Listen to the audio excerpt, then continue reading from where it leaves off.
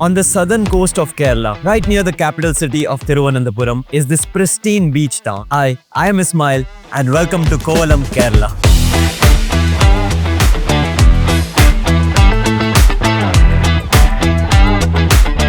I am back in Bangalore after my short 3-day trip to Kanyakumari, Kovalam and Thiruvananthapuram, and in this video I'm going to try and guide you on how to best experience the region of Kovalam and the nearby attractions. I have done the full travel planning homework. You can just go ahead and copy it. With that, let's answer the first question. What are some of the places that you need to visit when in Kovalam? Kovalam sits 16 kilometers south from Thiruvananthapuram, and you only need one day to cover the main highlights like the beach, lighthouse and Puvar Islands. So let me first show you all the main attractions, and then I will also show you some lesser visited spots that you can explore based on your time and taste. Number 1. The Kovalam Beach. The town of Kovalam has this spectacular beach loved by domestic and international travelers. It has this long, sandy, curving shoreline tucked between these rocky hills. The beach has this long walkway hosting cafes, souvenir shops and massage centers. The shore is lined with beach beds for rent and other offerings of activities like boogie board rentals, surf lessons, speed boating, parasailing and scuba diving. The water is so clean. I really love this beach. Everyone said it gets crowded in the evenings. We came in the morning and we have almost the whole beach by ourselves. So fun right now. There is one small public washroom near the car park area at the entrance, and there are lifeguards on duty indicating where you can go for a safe swim. Number 2. Vizhinjam Lighthouse. This iconic lighthouse sits on top of the hill right next to the beach, painted in red and white. Visitors can enter the lighthouse to marvel at the view from the top of the beach on one side, the Vizhinjam fishing harbour on the other, and you also have a lift that takes you all the way to the top of the lighthouse. Number 3. The Hawa Beach. This beach is the second crescent and an extension to the Kovalam beach itself. Both the beaches are connected to each other. Here you will find fewer shops and vendors. All the water sports like scuba dives, speedboat rides, etc. happen at this beach. It's not too safe for swimming, but great for a long quiet walk. Almost everyone visiting Kovalam will see these 3 spots I just showed because they are all together on the same beach. The next few are scattered few kilometers away and most of them going south from Kovalam. So number 4 is the Sagarika Marine Research Aquarium. Right near the beach is this small aquarium focusing on local marine life. It can be a fun trip for the kids. Number 5 is the Kerala Arts and Crafts Village. It's a government-run space showcasing Kerala handloom, murals, handicrafts in multiple structures of a huge complex, also known as the Kovalam Model Village. It's a great visit to get some context into Kerala's culture, handicrafts and history, all curated in a perfect display. It also is a good spot to buy ethically sourced handcrafted souvenirs. Next spot is the rock-cut cave Shiva temple in Vizhinjam. It's a small rock carved temple from 8th century with a simple Shiva carving. It is not such a popular spot, but it can be a great visit for history enthusiasts. It only takes 10 to 15 minutes to visit and can be visited while on the way to the next few spots. And on that note, the next spot is the Vizhinjam Kottapuram Harbour Statue. This is a viewpoint that overlooks a large local fishing harbour. It has this small statue commemorating this place. Visit during early morning to see the fishing activities happening on the harbour. Next, we have the Azimala temple and the beach. This has become quite an iconic spot. This Shiva temple on a cliff hosts this very unique Shiva statue. It stands in the backdrop of crashing waves and a blue ocean. A popular and picturesque spot visited by pilgrims to take blessings and the views. There is a meditation cave and a cafeteria as well. There are stairs leading down to the beach right next to the temple. The beach is more popularly known as the Chowara beach. Swimming isn't permitted here, but it's a nice place for a quick stroll. There are few Ayurvedic retreats and centers lining the beach if you want to consider staying here. The 9th and the last on the list of popularly visited spots around Kovalam is the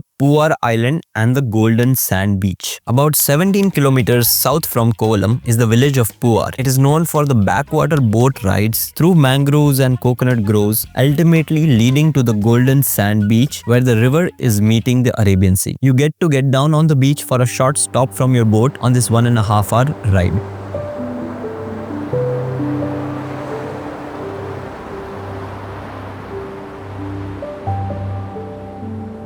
It's an ideal relaxed half-day trip, best done early morning or in the evenings. Quite a fun activity to enjoy as you'd see a lot of marine birds in the region and some very unique sights. The spots which I showed you till now are the most visited ones and can be covered in one day itself because most of them are closer and can be paired with each other or some can be skipped. But there are 13 more spots that can be points of interest spanning in all directions from Kovalam, like the Tirupparappu Waterfalls, Neyar Dam and Wildlife Sanctuary, Parsurama Swami Temple and more. If you are going to be here for more than 2 days or want to replace some of the popular options with quieter and less visited spots, then these recommendations may come in handy. But since everyone might not be looking for this information, I'll share these spots at the end of the video. Right now, let me jump to the recommendations for food when in Kovalam. The entire Kovalam beach is lined with shops, restaurants and shacks. Some good ones here facing the beach are the Beatles Cafe for breakfast, brunch, continental and seafood dishes, German bakery for trying the coffees and fresh baked cakes, salads and other baked items, Crab Club restaurant, great for seafood and Indian food. It has an extensive menu along with veg options as well. The Crow's Nest Cafe, extensive Indian food menu with rice items, curries and quick bites. Taj and Leela hotels both have properties nearby. If you need a picture-perfect fine dine experience overlooking the ocean, you can head to their restaurants and bars as well. A few more non-beach facing restaurants in this region are Taste of Kerala, which is a comfortable family restaurant with local seafood and Kerala cuisine options to choose from, Rahat Fine Dine Restaurant, which serves mandis, grilled and Arabic cuisine, and Lonely Planet Pure Veg Restaurant. Now, before going to the next section, I know there were a lot of names and places to note down, and there are going to be more, and you will feel like you should have noted it all down. So to make that part easier, I have compiled a PDF offline guidebook for this entire video, in which I have shared offline maps, distances, timings, links, costs, and sections like itinerary, budget, and more details. By purchasing our travel guidebooks, you will help us in making more such videos, and it will help you in sorting out your trips. Win-win.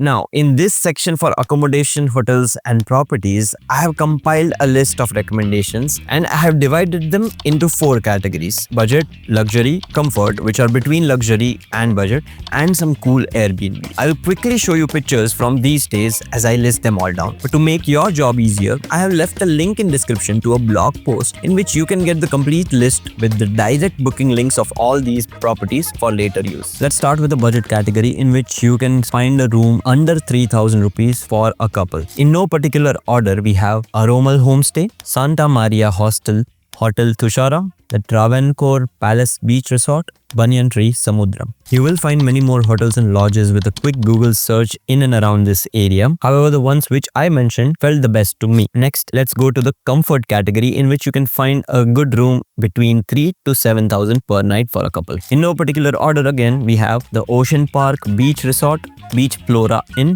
Hotel Samudratara, River Loom, Vijaya Varma Beach Resort, Jeevan Homestay and Ayurvedic Yoga Retreat, Cilantro by the Sea, Fab Hotel, Water Edge. Next, here's a curated list of some really amazing luxury properties that you should consider. Starting with Taj Green Cove Resort and Spa, the Leela, Amara Ayurveda Retreat, Getaway Beach Resort, Hotel Matterhorn, KTDC Samudra Beach Resort, and Niramaya Wellness Retreats. And lastly, a few cool Airbnbs that I found. Hosanna Modern Veg Villa, Surya and Samudra Seafront Private Beach House, Suite Room in Kovalam 102, Bamboo and Hibiscus Beach Villa. That takes us to the next section on how to commute and locally transfer within Kovalam. So let's start with public transport. There are frequent local buses connecting you from Thiruvananthapuram to Kovalam and back, but you won't find too many buses going from Kovalam to smaller places like Kuvar Island or Azimala Temple at a very high frequency. So to reach those places, you might have to rely on getting autos, cabs, or hiring a two-wheeler or a car. So an auto for a full day tour of all these places will typically charge you upwards of 800,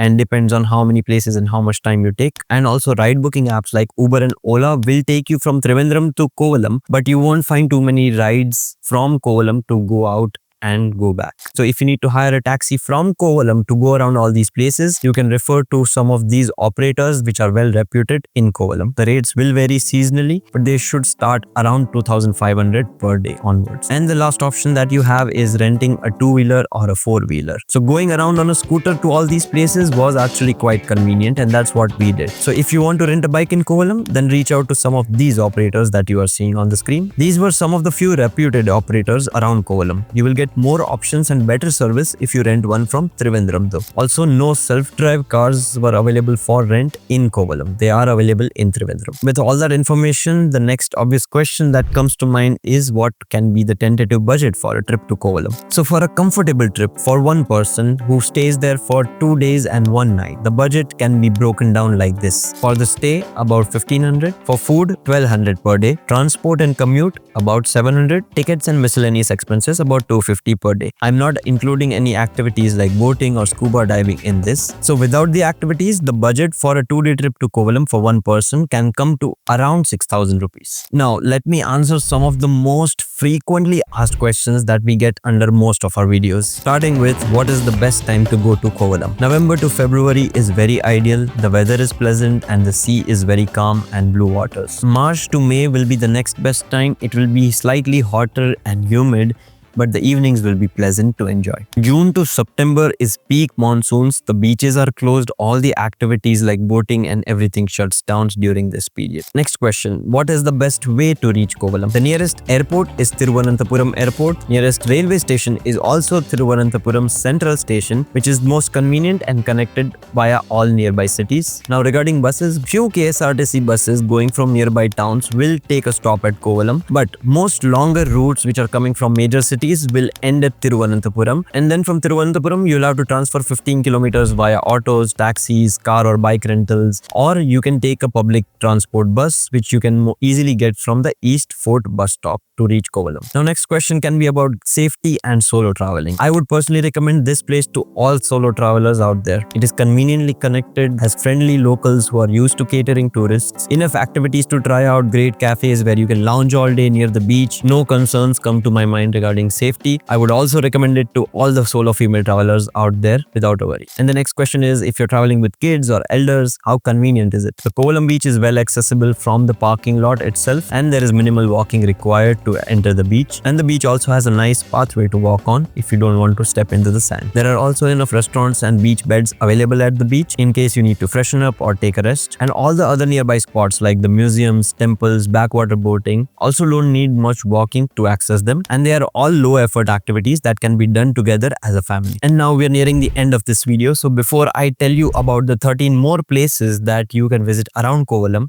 here are some notes from my end. On my trip, I was not able to visit any of these places. They are recommendations from other travelers and more sources. I have just curated all the information for you. After this section of the video, I'm going to share my trip log, in which I will share you how my trip went, things I liked, things I didn't like, and things I would do differently if I'm coming for the second time. Stick till the end to get some more insights and information. Most of the spots from this list are at least 5 to 10 or more kilometers away from Kovalam. And since Kovalam and Trivandrum are just 15 kilometers apart, most of these spots can also be visited on a trip of Trivandrum from where you can go to the same spots. Do note, in this list, I'm not including spots which are exclusive to the Trivandrum city like the Padmanabha Swami temple, the zoo, the museum, because we have a separate video from Trivandrum showing you all these places, but I will list them down on the screen for you for just a reference. So let me give you a rundown of some more places around Kovalam that you can explore when you have the time and space. We have Samudra Beach and the Grove Beach. These two are quieter beaches north of Kovalam Beach. There is a nice park with play areas here near the beach as well. You'll only see scattered tourists staying in the nearby resorts here along with a few locals. These are not ideal to swim but great for a beach picnic or an evening stroll to relax. Then we have Halcyon Resort. This is a small old structure which used to be a royal residence. Now inside the property of Leela Resorts, visitors can come and take a quick look from outside if interested. Then we have Villayani Lake, which is a local favorite spot